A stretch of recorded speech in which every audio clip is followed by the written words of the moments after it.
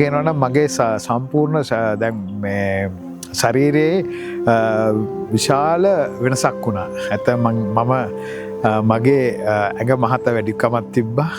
ඒ වගේම මම කන බොන චරිතයක් මම මේකෙන් පස්සේ ඇත්තම කියනවා මම අවුරුදු 50ක් විතර හොඳට බිව්වා.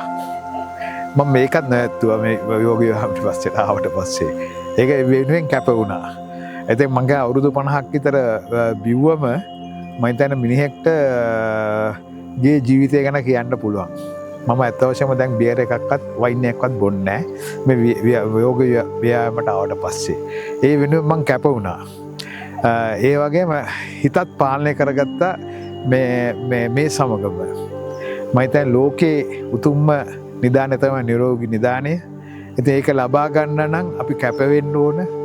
ඒ වෙනුවෙන් කටයුතු කරන්න ඕන. කෑම බීමද සිතද කයද සෑම දෙයක්ම පාලනය කරගන්න ඕන.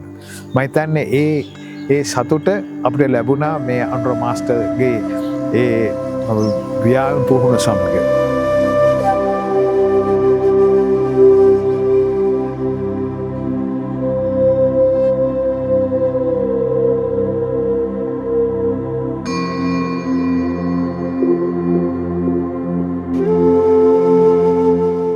මීටත් කලින් ඕක පටන් ගන්න තිබුණා කියලා. මොකද මම පොඩි කාලේ ජිම්නාස්ටික් කරලා තියෙනවා.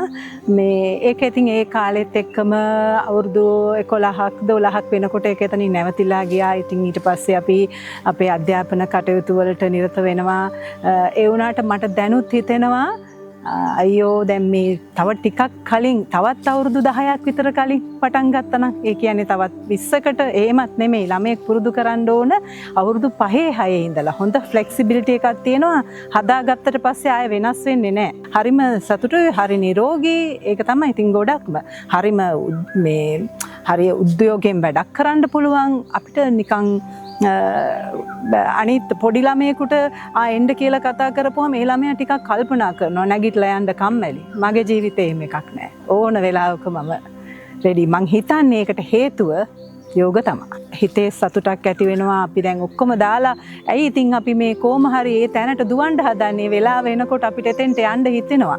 දැන් මාස්ටර් අපිට දවස් කීපයක් දීලා තියෙනවා. ඊට අමතරනුත් ඇයි පහවදත් අපි උදේට යනවා මේ ග්‍රවුන්ඩ් එකට ගිහිල්ලා ආපහු කරනවා මාස්ටර් නැතුවත් කරනවා. ඒ කියන්නේ අපිට ඒකේ හිතට සතුටක් තියෙන නිසානේ. ඒක අපිට සෑහෙන ඒක අනිත් එක තමයි දෙයකට කන්සන්ට්‍රේට් කරන්න හොඳට අවධානය යොමු කරලා වැඩ කරන්න කවුරු හරි කිව්වොත් දෙයක් ඒක තේරුම් ගන්න මිනිස්සෙක් තේරුම් ගන්න තරහ යන ගතිය ටිකක් අඩු වෙන්න සෑහෙන උදව්වක් වෙනවා.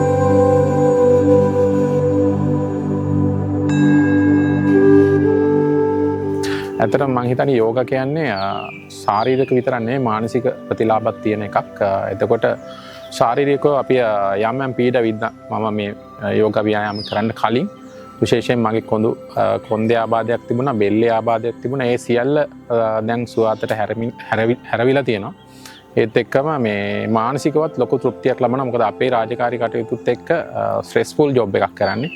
එතකොට ඒ ස්ට්‍රෙස් එක නැති කරගන්න ලොකු පිටුවහලක් වුණා යෝග ව්‍යායාම.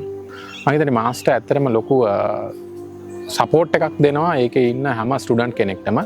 ඒගොල්ලෝ ගැන පර්සනලි හොයලා බලනවා කොයි විදිහටද මෙයාගේ දැන් ලෙවල් එක මොකක්ද දැන් ලෙවල් එක මොකක්ද කියන එක හොඳ අප්ඩේට් එකක් ඔළුවේ තියාගෙන කටයුතු කරන්නේ. මම දැකපු මට හම්බෙච්ච හොඳම මාස්ටර් කෙනෙක්.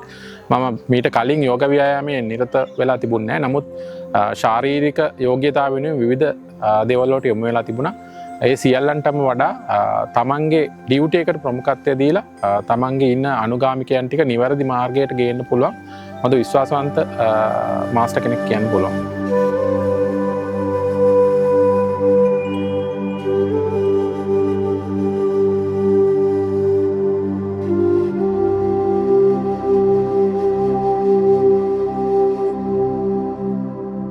මේ ඇත්ත වශයෙන්ම කියනවා නම් යෝග ව්‍යායාම වලට මම එනකොට කිසිම දෙයක් දන්නේ නැහැ යෝගා කියන්නේ මොනවද කියලා.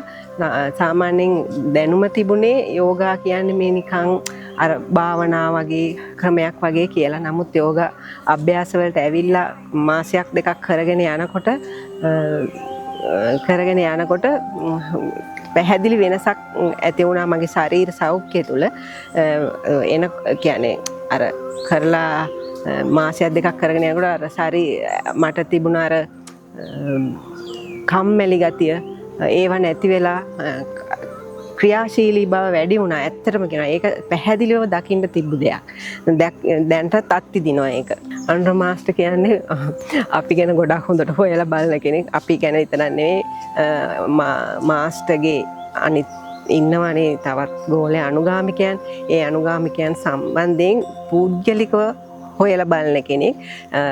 කියන්නේ යෝග අභ්‍යාසවල යෙදෙන විට තනි තනියෙන් ඇවිල්ලා ඒවා නිවැරදිව කරනවද ඊට පස්සේ ඒගොල්ලන්ට මොකද්ද තියෙන අපහසුතාවය අපහසුතාවයන්ට සරිලන පරිදි එතුමා යෝග අභ්‍යාස වල නිරත වෙන්න ඒගොල්ලන්ට කියලා දෙනවා.